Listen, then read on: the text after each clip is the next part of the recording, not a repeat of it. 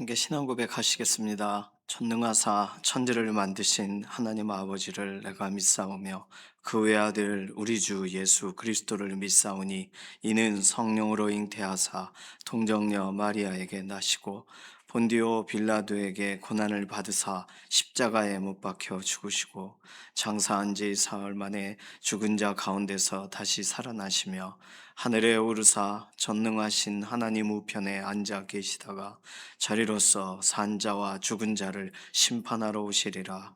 성령을 믿사오며 거룩한 교회와 성도가 서로 교통하는 것과 죄를 사하여 주시는 것과 몸이 다시 사는 것과 영원히 사는 것을 믿사옵나이다.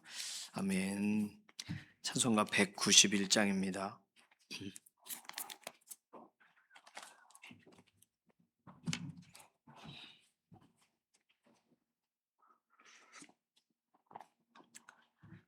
찬송가 191장.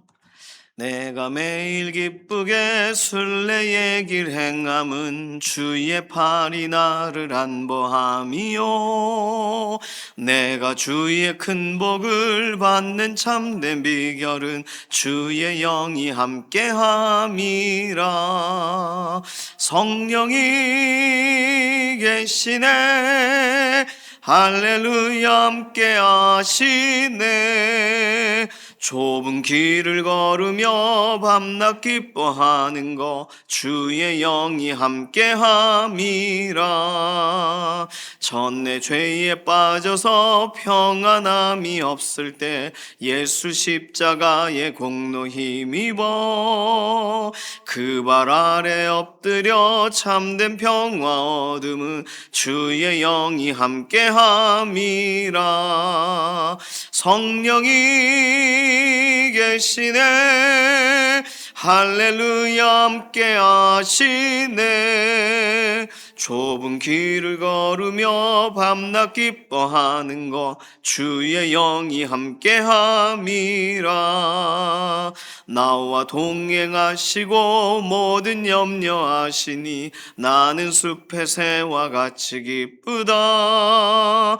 내가 기쁜 마음으로 주의 뜻을 행함은 주의 영이 함께함이라.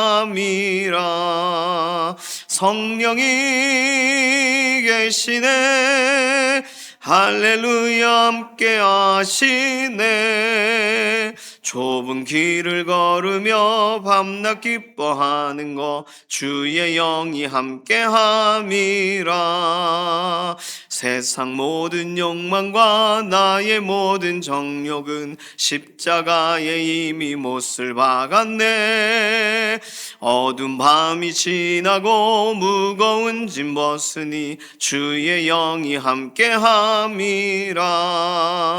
성령이 계시네, 할렐루야 함께 하시네. 좁은 길을 걸으며 밤낮 기뻐하는 것 주의 영이 함께함이라. 아멘. 나라와 민족 위해서 기도하겠습니다. 우리나라뿐만 아니라 열방 가운데 하나님께서 가지고 계신 계획이 있으세요. 우리가 이해할 수 없는 그런 나라와 민족 간에 일어나는 일들이 있고 또 우리가 파악할 수 있고 이해할 수 있는 부분들이 있습니다. 어쨌든 우리가 주인공이 아니에요. 하나님이 이 나라와 민족에 대한 모든 고난과 계획을 진행하시는 줄로 믿습니다. 워낙에 더디 보이기도 하고 워낙에 또 하나님의 계획을 공개를 하지 않으셔서 우리는 모르지만 우리가 할 수 있는 건 그래서 기도입니다. 기도로 하나님을 따라가는 거예요. 하나님의 역사하심을 따라가는 거예요. 하나님을 인정하고 하나님을 신뢰하는 기도, 나라와 민족을 향한 하나님의 계획을 믿는 기도, 나라와 민족을 오늘도 바꾸시는 하나님의 선하신 손길을 인정하는 기도가 필요합니다. 대통령과 위정자들, 사회 각계각층에 지금 이렇게 하나님이 기회 주셔서 어쨌든 이렇게 역할을 감당하고 계신 분들을 축복하는 기도해 주시고 또 하나님을 두려움으로 경외함으로 그 역할을 감당하도록 위해서 기도해 주시고 북녘 땅처럼 오랜 기간 압제되고 어려운 지역들, 그곳의 지하교회 성도들, 또 무슬림이나 이런 타종교 지역 가운데 있는 믿음의 사람들, 하나님께서 오늘도 보호하여 주셔서 각 사람들 믿음 흔들리지 않도록, 그리고 하나님을 의지하고 기도하고 있는 그 기도의 내용들에 하나님께서 나라와 민족 가운데 오늘도 역사해 달라고 맡기는 기도가 필요하겠습니다. 연약한 가운데 있는 우리 교우분들 위해서 기도해 주실 때 이규희 장로님, 이미순 집사님, 주숙자 권사님, 정명자 권사님, 양선민 집사님, 전영설 권사님, 지문길 권사님, 전순아 권사님, 이렇게 이규희 장로님은 2주째 교회로 오셨어요. 얼마나 감사한지 몰라요. 다음 주에도 오시도록. 정말 호흡이 고르게 되고 기력이 더 이렇게 채워지시도록. 전영설 권사님 뼈가 뭐 이렇게 엇나가지 않고 잘 고정돼 있습니다. 얼마나 감사한지 몰라요. 주일날 뵐 때 이렇게 이야기를 들으니까 하나님이 한 주간도 보호하셨구나 이런 생각이 듭니다. 현장으로 나오지 못하시는 분들 많이 계세요. 위에서 기도해 주시고 임지연 집사님, 김명래 장로님, 이해신 권사님 병원에 계세요. 그래서 병원에 계시면서 재활 치료도 하시고 또 이해신 권사님은 이 폐 치료 때문에 좀 폐 전문 병원으로 가셔야 되는 것으로 알고 있습니다. 그래서 정말 이 호흡 문제가 이규희 장로님도 그러시고 이해신 권사님도 그러시고 완전히 좀 고쳐지고 회복되도록 아담을 처음 만드셨을 때 완전함으로 회복시켜 달라고 맡기는 기도가 필요합니다. 이신영 자매님, 조성숙 성도님, 의사의 진단을 넘어서 하나님의 오늘도 보호하시는 은혜로 함께 하심을 드러내 달라고 맡기는 기도가 필요합니다. 또 알고 계시는 연약한 가운데 있는 교우분들 위해서 꼭 기도해 주시기 바랍니다. 오늘은 3월 3일이라서 우리 자녀들이 입학을 해요. 새로운 학기 입학하는 친구들이 있고 또 새로운 학기 모르는 그 친구들, 또 새로운 선생님 만나서 반이 바뀌는 친구들이 있어요. 또 졸업을 한 이후에 완전히 새로운 삶을 시작하고 있는 친구들도 있습니다. 우리의 다음 세대들 축복해 주셔서 새 학기 새로운 마음 갖고, 특별히 오늘은 이제 실제로 만나는 날이니까 하나님께서 정말 믿음의 친구들도 붙여주시고 또 새로운 학기를 기도함으로 시작할 수 있는 새로운 마음도 부어달라고, 특별히 기독 교사 선생님들 새 학기를 맞이하여 이제 학생들을 방학 기간 기도하고 축복하였던 대로 실제로 맞이하는 날이에요. 선생님들 하나님이 그런 선생님이 되도록 이런 소망을 주셔가지고 다음 세대들을 위하여 헌신하는 그런 믿음의 자리에 서신 분들을 축복하는 기도도 필요하겠습니다. 이런 기도 제목 가지고서 잠시 통성으로 기도하겠습니다. 살아계신 하나님 감사합니다. 오늘 우리에게 새로운 날 주시고 하나님을 의지하고 하나님을 신뢰하며 오늘 우리의 삶을 다시금 맡기게 해주셔서 감사합니다. 나라와 민족 열방 가운데 하나님 오늘도 일하시는 줄로 믿습니다. 하나님의 선하신 손길이 거두어진 적이 없고 오늘도 하나님 수년 위에 운행하시는 그런 보이지 않는 하나님의 역사가 오늘 지역과 지역, 나라와 나라, 민족과 민족 안에 진행되어지는 줄로 믿습니다. 그것을 바라보고 기도하는 기도자들을 오늘도 세우시고 그것을 못 알아보고 오늘도 각 나라 가운데 하나님이 어디 계시는가 말하는 자들의 입들을 하나님께서 막으셔서 오늘도 열방 가운데 행하시는 하나님의 역사가 편만하게 증거되고 보여지는 자리가 되기를 원합니다.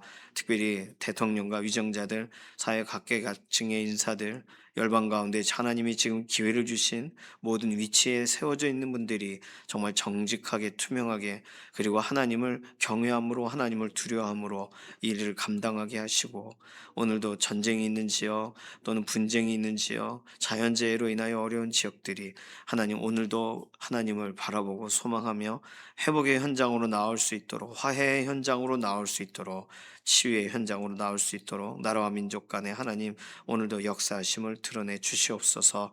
오늘 연약한 가운데 있는 교우분들 하나님 오늘도 기억하셔서 이규희 장로님 정말 폐 온전히 회복이 되어지고 기력을 더하셔서 현장으로 예배의 자리에 나올 수 있도록 매주일마다 은혜를 더하시옵소서. 이미순 집사님 항암 치료 이후에 이제 방사선 치료가 진행되는데 하나님 잘 감당하게 은혜를 주시고 주숙자 권사 권사님 투석하고 하는 모든 일들에 오늘도 하나님 정말 건강을 지켜주시고, 정명자 권사님, 양선민 집사님 골절 이후에 현장으로 나오지를 못하셨는데 이제는 현장에서 함께 예배할 수 있도록 하나님 건강을 회복시키시옵소서. 전영설 권사님 뼈가 잘 붙도록 오늘도 붙들어 주시고, 지문길 권사님, 전순아 권사님 지난번 수술하신 부분 온전하게 회복되어 하나님 생활하시는 것에 어려움 없게 인도하시옵소서. 임지연 집사님, 김명래 장로님 재활을 하시는 모든 것에 오늘도 은혜를 더하시고, 이인숙 권사님 집에서 재활을 하시는데 모든 부분에 관절과 이런 부분에 하나님 힘을 더하시옵소서. 이예신 권사님 하나님 기억하셔서 정말 폐가 온전하게 치료가 되기를 원합니다. 하나님 특별히 배미아 권사님 이렇게 호흡의 부분에서 어려움이 있습니다.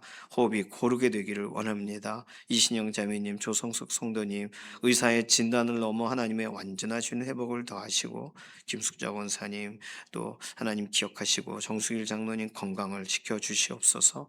하나님 현장으로 나오지 못하는 우리의 기도의 아버지, 기도의 어머니들 오늘도 붙드시고 은혜를 덧입혀 주시고, 특별히 다음 세대들 오늘 새로운 학기 새로운 학년으로 올라가는 입학하는 날입니다.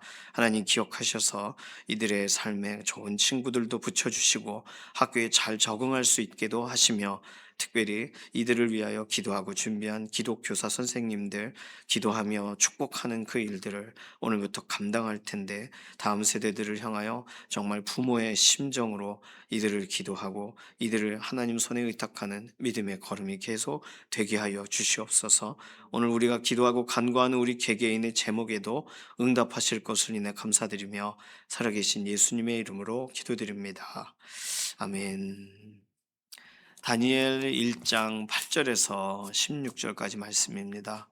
다니엘서 1장 8절에서 16절, 구약성경 1230페이지, 1231페이지 이렇게 있습니다. 다니엘서 1장 8절에서 16절까지만 읽어요. 함께 읽습니다. 다니엘은 뜻을 정하여 왕의 음식과 그가 마시는 포도주로 자기를 더럽히지 아니하리라 하고, 자기를 더럽히지 아니하도록 환관장에게 구하니, 하나님이 다니엘로 하여금 환관장에게 은혜와 긍휼을 얻게 하신지라. 환관장이 다니엘에게 이르되, 내가 내 주 왕을 두려워하노라. 그가 너희 먹을 것과 너희 마실 것을 지정하셨거늘 너희의 얼굴이 초췌하여 같은 또래의 소년들만 못한 것을 그가 보게 할 것이 무엇이냐. 그렇게 되면 너희 때문에 내 머리가 왕 앞에서 위태롭게 되리라 하니라. 환관장이 다니엘과 하나냐와 미사엘과 아사랴를 감독하게 한 자에게 다니엘이 말하되, 청하오니 당신의 종들을 열흘 동안 시험하여 채식을 주어 먹게 하고 물을 주어 마시게 한 후에 당신 앞에서 우리의 얼굴과 왕의 음식을 먹는 소년들의 얼굴을 비교하여 보아서 당신이 보는 대로 종들에게 행하소서 하매, 그가 그들의 말을 따라 열흘 동안 시험하더니 열흘 후에 그들의 얼굴이 더욱 아름답고 살이 더욱 윤택하여 왕의 음식을 먹는 다른 소년들보다 더 좋아 보인지라. 그리하여 감독하는 자가 그들에게 지정된 음식과 마실 포도주를 제하고 채식을 주니라. 아멘. 자, 오늘 환관장과 환관장의 청지기가 나와요. 환관장이란 표현이 나오고, 환관장의 이름은 어제 본문에 한번 나왔었는데요. 환관장 3절에 아스부나스, 왕이 환관장을 통해 다니엘과 세 친구의 이름을 그 개명을 시켰습니다. 바빌론식으로. 그런데 오늘 본문을 자세히 보면 분명히 환관장에게 포도주나 왕의 음식으로 자기를 더럽히지 않겠다고, 더럽히지 않도록 좀 도와달라고 환관장에게 구했어요, 다니엘이. 그래서 환관장이 하나님이 다니엘에게 환관장 의 생각을 이렇게 바꿔주셔가지고 은혜와 긍휼을 다니엘로 얻게 하세요.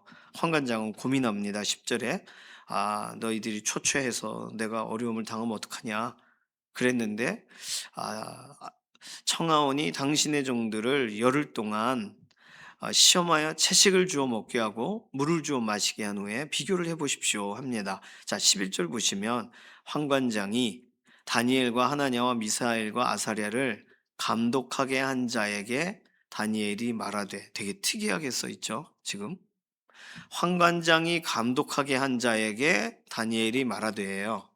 그래서 여기는 환관장에게 말한 게 아니라 환관장이 맡긴 청지기와 같은 그런 또 다른 밑에 있는 신하에게 이것을 요구한 거예요. 그리고 나중에는 환관장이 이 부분에 대해서 듣고 아, 다행이다 이렇게 된 것이죠. 그러니까 환관장은 모든 일을 알지만 환관장은 만류했지만 그러나 다니엘은 환관장을 설득하는 과정 가운데 환관장만 설득한 게 아니라 환관장 밑에 있는 감독하는 자도 설득해요. 그래서 14절에 그가 그들의 말을 따라 열흘 동안 시험하더니, 이게 감독하는 자를 말하는 거예요. 그래서 16절 그리하여 감독하는 자가 그들에게 지정된 음식과 마실 포도주를 제하고 채식을 주니라. 감독자가 혼자 결정할 수 없죠. 환관장이 그래 그렇게 해라 했으니까. 그러니 환관장에게도 은혜와 긍휼을 얻게, 그 다음에 감독하는 자의 하나님의 마음을 움직여 주시는 이 두 가지 일이 오늘 본문에 다 일어난 것입니다. 오늘 본문을 보면서 야, 다니엘 굉장하다. 처세술과 같은 것을 좀 배울 수 있을까? 이 본문에서 다니엘의 어떤 심리 변화, 8절 뜻을 정하여 안 하기로 결정하다. 뭐 이런 걸 배울 수 있을까? 또는 어떤 윤리와 또는 하나님의 법을 지키려고 하는 것, 실천 이런 부분을 찾을 수 있을까? 우리는 이 본문에서 성경에서 우리에게 말하고 있는 부분에 찾고 싶은 이러한 내가 궁금해하는 내용에 따라 본문을 이해하는 각도가 다를 수 있습니다. 이게 다니엘과 세 친구의 사람 사는 이야기가 나오기 때문에 그래요. 뭐 어떤 것이든 성경에 그들이 결정하고 또는 그들이 낙심하고 그들이 시작하고 그들이 일어서고 믿음의 사람들이 행했던 일들은 우리에게 교훈이 됩니다. 오늘 그래서 그냥 다니엘과 세 친구 다니엘서 전체를 그냥 이 8절 하나로 끝내버리기도 해요. 뜻을 정했다 이렇게. 그래서 저도 이 말씀 처음 들을 때 다니엘 본문을 읽을 때 이 8절 이 뭐 밑줄 엄청 그어 놓고 다른 데는 밑줄 없어도 그렇게 읽으면서 자랐죠. 그런데 우리가 하나 생각해 봐야 되는 건 다니엘이 뜻을 정한 것 굉장히 중요하죠. 그런데 뜻을 어떻게 정했냐는 거예요. 다른 말로 지금 처세술을 배우면 안 되고 다니엘이 뭔가 선택한 이야기를 따라가는 게 성경이 우리에게 교훈하는 몫이 아니라는 거예요. 성경은 뭐 결과적으로 예수 그리스도를 향하여 써 있기 때문에 말씀이신 예수님을 따라가자 우리가 이렇게 교훈점을 이렇게 찾을 수 있겠지만, 오늘 본문은 뭐 예수님이란 단어 자체가 안 나오니까 구약 본문은 그렇게 읽고 해석하는 게 이렇게 본문들을 본문 간의 해석이 계속 진행될 때에만 가능한 그런 해석입니다. 본문에서 예수님을 찾는다는 것은요. 그러면 오늘 이 구약 본문 안에서 이 믿음의 사람이 지금 어떻게 뭘 하고 있는가라는 것을 우리에게 말씀해 주고 싶으시고, 그 믿음의 사람이 어떠한 행동에 하나님은 어떠한 반응을 하셨는가를 설명하기 위해 오늘 본문을 기록했다라고 가정할 때, 그러면 하나님이 주신 것이 먼저냐, 이 믿음의 사람이 반응한 것이 먼저냐? 우리는 두 개를 비교해 볼 때 본문에 너무 명확하게 써 있는 것처럼 믿음의 사람이 결단한 게 먼저예요. 그리고 하나님이 은혜를 주신 것이 나중으로 써 있어요. 그러면 우리는 오해를 하거든요. 믿음을 내야 된다고 생각하고 우리가 뭔가를 먼저 해야 하나님이 딱 따라오신다. 소위 우리가 알고 있는 일반적인 어, 세상에서 말하는 그런 교훈과 같이 하늘은 스스로 돕는 자를 돕는다. 뭐 이런 것들을 좋아하는 거예요. 하늘은 스스로 돕는 자를 돕는다라는 말도 믿음의 사람이 한 말이긴 합니다. 그리고 나쁜 의미도 아니에요. 좋은 의미예요. 그런데 지금 다니엘이 뜻을 어떻게 정했어요? 그건 성경에 안 써 있단 말이에요. 왜 정했는지는 안 써 있어요. 다른 말로 성경은 하나님의 말씀에 반응한 사람들의 이야기다라고 읽어야지, 말씀을 몰라서 반응하지 못한 사람, 왕들의 이야기 같은 경우 말씀을 까먹었으니까 읽어보질 않으니까 자기 주관대로 행동하고 사사기 기준이 없으니까 그런 사람들의 이야기와 뭔가가 다른 결정을 한 사람들, 그리고 그 결정이 하나님 마음에 합했던 사람들, 그럼 이들에게 뭔가가 있었던 거 아니에요? 이들에게는 말씀이라는 기반이 있었던 거 아니겠습니까? 그러니까 뜻을 정하고 행동한 것을 하나님이 은혜를 주셨겠죠. 그러면 오늘 우리는 이 본문에 상세하게 써놓진 않았지만, 이야기체로 그냥 스토리로만 써놨지만, 오늘 본문에서 이 사람들이 뭐에 반응하고 있나? 특별히 다니엘과 또 사드락, 메삭, 아벳느고, 이거는 여기서 정해진 이름인데, 하나냐, 미사엘, 아사랴, 이들은 어떻게 반응했는가? 뭐에 반응했는가? 왜 뜻을 정했는가를 생각해야 돼요. 자, 이 사람들은요, 말씀에 반응한 사람들입니다. 자, 그러면 뜻을 정하여라고 할 때 뜻이 무슨 말씀에 뜻을 정했냐는 거예요. 우리가 일반적으로 알기로는 우상 숭배하지 말라 뭐 이런 구절들이 떠올라서 왕의 음식과 그가 마시는 포도주로 자기를 더럽히지 아니하리라라고 결정했을 것이다. 우린 그렇게 압니다. 그게 일반적으로 성경을 우리가 읽다가 보면 기본적으로 알게 되는 그런 은혜예요. 야, 그래, 그걸 거야. 왜냐하면 더럽히지 않는다는 표현은 뭐 읽으면서 바로 아신 것처럼 이게 부정하지 않기를 원했다. 다시 말하면 하나님 말씀에 위배되지 않기를 원했다는 뜻이에요. 그러면 뜻을 정했다는 말은 비전을 가진다는 말이 아니고 하나님의 말씀에 반응하기로 결정했다라고 읽어야 되는 거예요. 그러면 다니엘에게 무슨 말씀이 있었을까요? 다니엘이 붙잡은 말씀은 뭘까요? 일반적으로 학자들은 그러한 이런 이방인들이 먹는 고기들 이런 거 먹지 말라 하는 레위기 11장 45절에서 46절일 것이다. 또 신명기 14장에도 고기 이야기가 나옵니다. 또 민수기 6장 같은 경우에는 포도주 조심하라는 거. 왜냐하면 나시린처럼 구별되어 있는 사람들 입장으로는 포도주를 먹으면 안 돼요. 그러니까 그런 말씀을 가졌을 것이다. 또는 출애굽기 34장 15절 읽어볼까요? 출애굽기 34장 15절 가장 그 창세기부터 시작해서 하나님이 주시는 율법적 기준이라고 할 수 있는 가장 앞선 구절을 찾으면 출애굽기 34장 15절이 되겠습니다. 여기 보면은 가나안 땅에 들어갔을 때 조심하라는 말인데 사실 이게 이방 땅에 갔을 때 조심하라는 거와 딱 맞아요. 출애굽기 34장 15절 14절부터 15절 같이 읽겠습니다. 너는 다른 신에게 절하지 말라. 여호와는 질투라. 이름하는 질투의 하나님 이민이라. 너는 삼가 그 땅의 주민과 언약을 세우지 말지니 이는 그들이 모든 신을 음란하게 섬기며 그들의 신들에게 제물을 드리고 너를 청하면 내가 그 제물을 먹을까 함이며. 예, 그 신들의 재물을 먹으면 안 된다 이야기는요, 출애굽기 34장에 처음 등장하는 거예요. 그러니까 이렇게 소급해서 아마도 말씀의 사람, 모세오경은 다 알고 있었을 테니까 이 당시의 사람들은. 그럼 창세기, 출애굽기, 레위기, 민수기, 신명기 이 5개 책은 기본 책이에요. 모세오경. 구약 성도들은 대부분 모세오경을 암송을 하거나 아니면 모세오경을 아버지가 자녀에게 가르쳐 주거나 가정에 이렇게 필사본을 가지고 있게 되는, 나중에는 그렇게 되죠. 그러니까 이때만 해도 모세오경을 다 가지고 있었을까? 그것은 알 길이 없습니다. 그러나 율법적 기준이라고 하면 출애굽기부터 시작하는 이 기준이 다른 이런 우상의 제물 그거 먹지 말라 이걸 지키는 거죠. 호세아 말씀을 보실까요? 호세아서 9장, 다니엘 뒤에 있습니다. 호세아서 9장. 자, 그런데 또 다른 구절도 있어요. 호세아서 9장 3절에서 4절. 호세아서 9장 3절에서 4절은 뭐냐면 하나님 말씀을 따르지 않는 사람에게 형벌의 날이 오는데 형벌의 날에 이들이 당할 일을 설명하는 게 호세아서 9장. 그러니까 다니엘보다 앞선 때의 시대에 선포된 말씀입니다. 그러니까 북이스라엘의 마지막 메시지죠. 호세아서 9장 3절과 4절 함께 읽습니다. 그들은 여호와의 땅에 거주하지 못하며 에브라임은 애굽으로 다시 가고 아수르에서 더러운 것을 먹을 것이니라.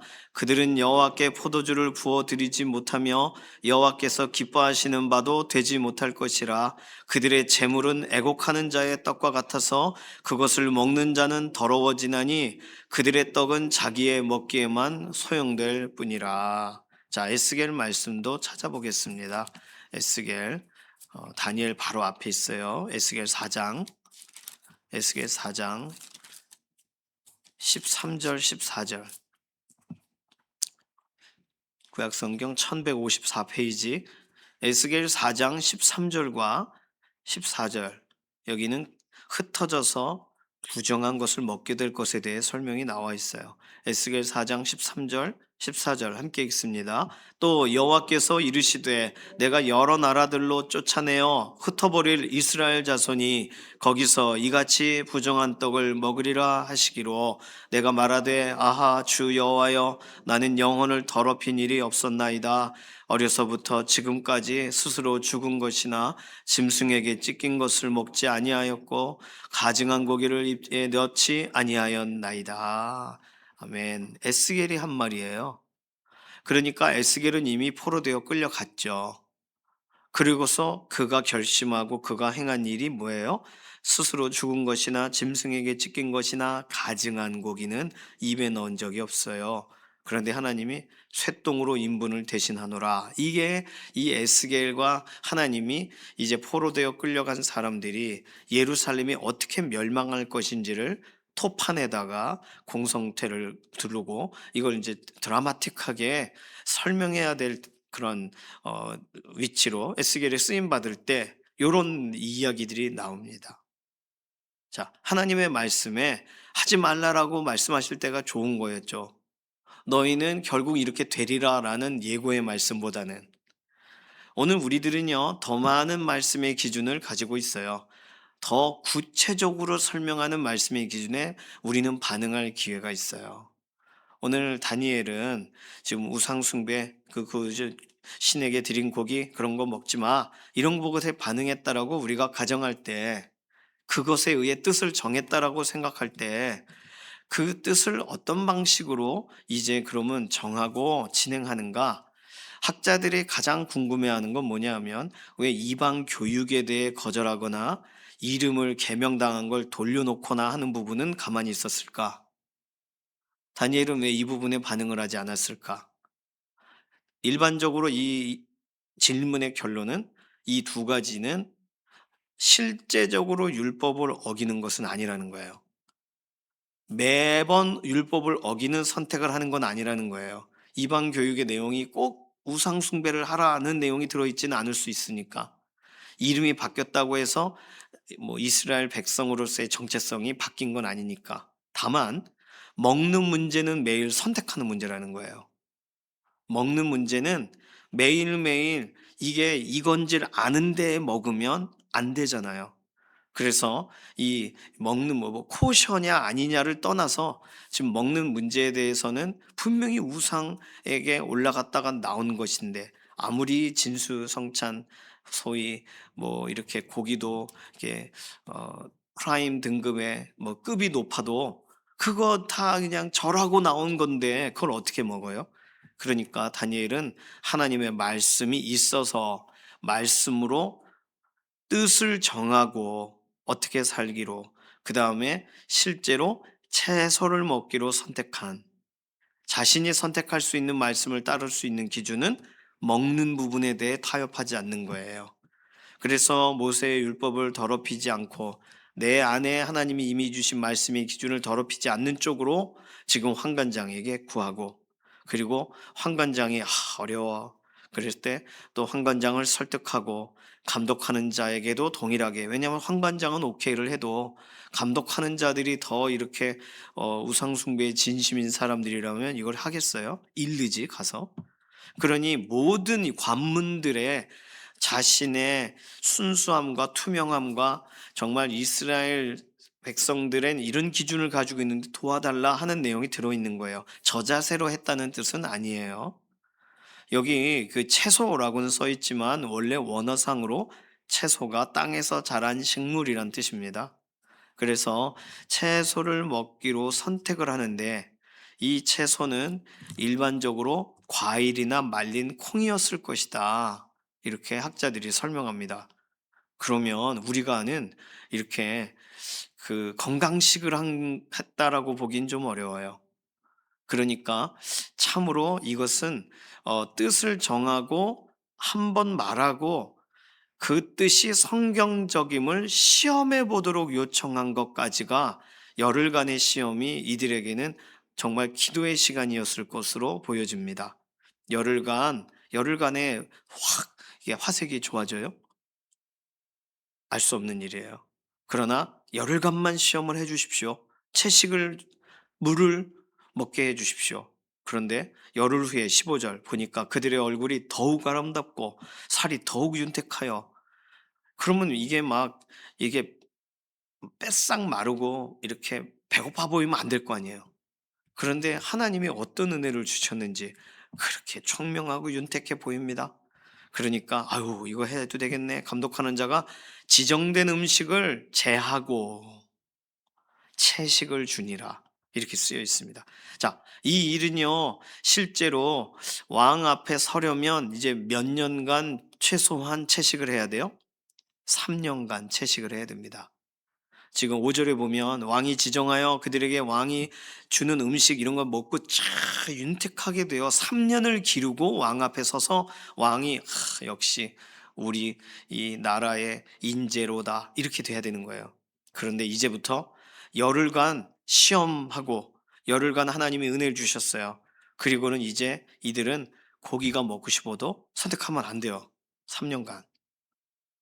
그러니 이들은 실제로 18절 왕이 말한 대로 그들을 불러들일 기한이 찼으므로 환관장이 그들을 느부갓네살 앞으로 데려가요. 이 기한이 언제예요? 3년. 3년간 채식을 먹어야 돼요. 3년간 하나님 말씀을 따라가야 돼요. 이게요, 뜻을 한번 정하고 그냥 그것을 뜻을 정한 걸 박수칠 문제가 아니라 3년을 지켜야 돼요. 매일같이. 아침, 점심, 저녁을. 자, 근데 놀랍게도요. 다니엘서 10장 3절 보실까요? 안 읽으면 좋겠지만 어차피 나올 거라 미리 읽습니다. 다니엘 3장 10장 3절 보시면 뭐라고 써 있냐면 구약성경 1250페이지 새 이레가 차기까지 좋은 떡을 먹지 아니하며 고기와 포도주를 입에 대지 아니하며 또 기름을 바르지 아니하니라. 자, 그러면 다니엘이 나중에 고기를 먹었단 얘기예요? 먹지 않았단 얘기예요? 먹었단 얘기예요. 그러면 어? 다니엘 배반을 한 것인가? 아니요. 그러니까 우리는 이 본문을 통해서 다니엘이 채식주의자라고 읽으면 절대로 안 되는 거고 다니엘은 결국 고기를 먹어요. 그런데 고기를 먹는다는 것은 그의 기력에 문제가 생겨서일 수도 있고 또 그가 이런 먹는 문제로 다른 사람과 이렇게 이견이 나지 않는 것을 위해 선택한 것일 수도 있고 우리가 신약 성경에서 설명하듯 믿음이 약한 자 앞에 오히려 먹는 문제로 넘어뜨리지 않게 하기 위해 선택한 일일 수도 있습니다. 중요한 건 다니엘은요, 우상 숭배한 고기를 먹었다가 아니라 뭐 어떤 다른 방식의 고기들을 하는 법을 뭐 했을 수도 있겠지만 성경은 그걸 설명하지 않아요. 중요한 건 다니엘과 세 친구가 뜻을 정하여 시도한 이 일은 그의 삶에 지속적으로 이후에도 영향을 주었고 이러한 뜻을 정한 결정이 삶에 계속적으로 반복이 되면서 다니엘과 세 친구들은 풀물불 들어갈 때에도 세 친구가 사자골 들어갈 때에도 다니엘이 지속적으로 말씀 앞에 뜻을 정하여 하나님이 선택하시고 하나님이 오르신 쪽으로 그가 계속 선택해 가는 과정이 진행되었다는 것을 우리는 알아야 됩니다. 그러니 결국 훗날에 다니엘이 고기를 먹었다, 고기를 그 기간은 안 먹었다라는 표현은 우리에게 오히려 더 시사해 주는 바가 많습니다. 자, 오늘 본문 더 길게 설명드릴 수는 없겠고요. 이런 말씀에 반응하는 사람들을 하나님이 어떻게 대해 주셨어요? 은혜를 주셨어요. 긍휼을 주셨어요. 알아듣는 사람을 붙여주셨어요. 그들의 기준보다 더 신선하고 더 좋게 보이고, 그리고 그 나라를 위하여 더 유익한 일을 하는 청년들로 보이도록 환관장과 감독하는 자의 생각을 바꿔주셨어요. 마음을 움직여주셨어요. 자, 그러면 오늘 이 본문을 통해서 우리는 마지막으로, 그럼 말씀에는 언제 반응해야 되는가? 말씀이 있을 때 반응하는 거예요. 그러면 포로되어 끌려갔어요. 그리고는 뭐 상황이 됐어요. 어떻게 하다 보니, 이렇게 하다 보니 음식을 먹고 있어. 그러면 말씀이 없어서 먹고 있는 거잖아요, 그건. 그런데 다니엘과 세 친구는 말씀이 있어서 반응한 거잖아요, 하나님의 뜻에. 그러면 우리에게는 언제든지 말씀이 있어야 되는 거예요. 아무리 급해도 말씀이 없으면 믿음을 낼 수 없는 거예요. 말씀이 없으면, 기준이 없으면 뜻을 정해도 그 뜻이 하나님의 기뻐하시는 그 뜻에 맞춰 갈 수 없는 수준이 되는 거예요. 그러면 오늘 우리가 안전하다, 우리가 평안하다 하는 그 순간에 하나님의 말씀이 있어야 하는 줄로 믿습니다. 끌려가는 날 사용하려면 하나님의 말씀이 지금 있어야 되는 거예요. 가장 위급한 날 꺼내서 사용하려면 하나님의 말씀이 지금 우리에게 있어야 되는 거예요. 어떤 날, 중요한 날 뜻을 정하지 뭐, 뭘로요? 무엇으로 뜻을 정해요? 말씀이 없는데. 사람과 사람 사이의 중간치로 정하겠죠. 문제와 문제 사이에 문제가 안 되는 쪽으로 정하겠죠. 그러한 뜻을 정하는 사람들은 세상에 많습니다. 그러나 하나님이 찾는 뜻을 정하여 하나님이 기뻐하시는 쪽으로 선택하는 사람은 하나님의 말씀이 있는 사람이에요. 그러려면 우리는요, 이러한 본문을 읽을 때 다니엘과 같이 나도 뜻을 정할 게 있겠구나, 이렇게 오늘 내가 결정해야 될 부분에 결정하는 구절로 우리가 삼되, 그 결정을 어떠한 말씀의 기준 하에서 할 것인가. 오늘 내게 어떤 말씀이 없다면 뜻은 정해야 되겠고, 말씀이 없으면 찾아야 되는 거예요. 말씀으로 가야 되는 거예요. 하나님의 말씀 앞에 서야 되는 거예요. 우리 주 예수 그리스도의 말씀 앞에 서야 되는 거예요. 할 수 없어요. 안 그러면 내 뜻대로 정하고 나 뜻을 정했어라고 할 테니까. 아, 이렇게 하는 것이 옳아라고 하고 결국은 모두에게 괜찮아 보이는 쪽으로 결정하지만 사실은 아무것도 안 된 게 돼버리는 결과를 보게 됩니다. 오늘 그래서 우리에게 말씀이 없는 날, 우리에게 말씀을 보내사 위험한 지경에서 건지소서, 이게 우리의 기도가 되어야 돼요. 순간적으로라도 하나님의 말씀을 넣어주셔야 말씀의 기준에 따라 오늘의 삶의 방향과 뜻을 정하죠. 오늘 내가 아무것도 없는 날 주 예수 그리스도께서 나의 삶에 오늘도 기준이 되어 주셔서, 말씀이신 예수님이 기준이 되어 주셔서 우리를 말씀 앞으로 인도하소서, 우리 이 기도를 해야 되는 거예요. 그렇지 않으면 우리는 다니엘과 같은 일은 우리 인생에 일어날 수가 없습니다. 그냥 좋은 쪽으로 선택하여 하나님이 길을 열어주셨다라고 읽으면 절대로 안 되는 거거든요. 오늘 이 본문 보면서 오늘 나에게 말씀이 있는가? 그리고 이 말씀에 의해 어떠한 뜻을 정하는가? 그리고 어떠한 뜻을 정한 다음 하나님의 응답과 하나님의 반응까지를 보는가? 하나님의 인도하심을 우리가 눈으로 보게 되는 그 기쁨이 우리에게 주어지려면 뜻을 정하시고, 뜻을 정하려면 말씀을 담으시고, 그래서 하나님의 말씀에 반응하여 우리의 삶의 어떠한 상황 가운데서도 가장 올바르고 가장 의미 있는 방식에 하나님이 기뻐하시는 쪽으로 우리의 마음의 뜻을, 우리의 생각을 정하시는, 그래서 하나님을 기쁘시게 하는 믿음의 동역자 되시기를 소망합니다. 이 시간 기도하겠습니다. 하나님, 우리들에게 순간적인 지혜를 주시고 그것이 말씀에 맞닿아 있는 지혜를 주셔서 우리에게 정말 말씀을 보내사 위경에서 건지시고 말씀이신 예수 그리스도 앞으로 달려가서 거기서부터 시작하게 하셔서 매일매일의 삶의 가장 중요한 기준과 뜻을 하나님 은혜 안에서 정해 나아가는 믿음의 사람이 되게 해달라고 우리 자신, 그리고 우리 다음 세대 자녀들 축복하는 기도로 잠시 통성으로 기도하겠습니다. 살아계신 하나님 감사합니다. 오늘 우리가 하루를 시작할 때 기도의 자리에서 하나님 말씀 앞에 다시금 서서 뜻을 정하여 하루를 나아가려고 합니다. 하나님, 이러한 일들이 우리의 가장 위급한 날에도 반복되어 진행되도록 우리에게 말씀이 떨어지지 않게 하시고 말씀이 끊어지지 않게 하시고 말씀이신 예수 그리스도 앞으로 더 달려가게 하셔서 우리의 생각이 멈춘 날 말씀을 보내사 위경에서 건지시고 우리의 자녀들이 무엇을 결정해도 그들의 마음에 정한 바가 말씀에 의해 정해지는 가장 아름다운 결정이 되도록 하나님 오늘 그들의 인생에 개입하시고 붙들어 주시옵소서. 감사드리며 살아계신 예수님의 이름으로 기도드립니다. 아멘. 찬송가 267장입니다.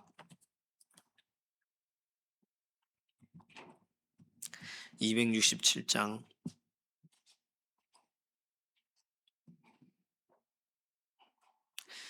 1절과 5절 부르겠습니다. 주의 확실한 약속의 말씀 듣고 주만 믿으면 구원을 얻으리라. 할렐루야 할렐루야, 내가 예수를 믿어 그의 흘리신 피로 내 죄 씻었네. 할렐루야 할렐루야, 내가 예수를 믿어 그의 흘리신 피로 내 죄 씻었네. 우리 모두 다 그 반열 뒤따르며 함께 즐거운 찬송을 부르리라. 할렐루야 할렐루야, 내가 예수를 믿어 그의 흘리신 피로 내 죄 씻었네. 할렐루야 할렐루야, 내가 예수를 믿어 그의 흘리신 피로 내 죄 씻었네. 아멘. 주님께서 가르쳐 주신 기도합니다. 하늘에 계신 우리 아버지여, 이름이 거룩히 여김을 받으시오며 나라의 임하옵시며 뜻이 하늘에서 이루어진 것 같이 땅에서도 이루어지이다. 오늘날 우리에게 일용할 양식을 주옵시고 우리가 우리에게 죄 지은 자를 사하여 준 것 같이 우리 죄를 사하여 주옵시고 우리를 시험에 들게 하지 마옵시며 다만 악에서 구하옵소서. 나라와 권세와 영광이 아버지께 영원히 있사옵나이다. 아멘.